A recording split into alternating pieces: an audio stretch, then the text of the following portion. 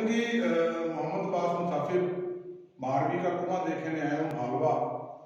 यहाँ पे लगे हुए हैं और वो चीज़ें भी यहाँ पे पड़ी हुई हैं, हम आपको दिखाते हैं।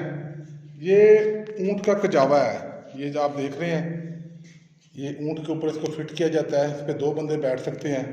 ये घरेलू इस्तेमाल की चीज़ें हैं, चरखा है, ये सिंगल कजावा है बिल्कुल, और ये छोटा सा संदूक है।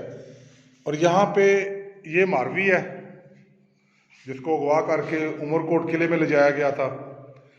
ये अपने वक़्त का जो उमर बादशाह है वो है। ये इसकी नुकरानी है जो इसको मालूमता पेश कर रही हैं, लेकिन मारवी ने लेने से इनकार किया। और शाह अब्दुल लतीफ़ भटाई, ये उनकी काविश, उनकी किताब है।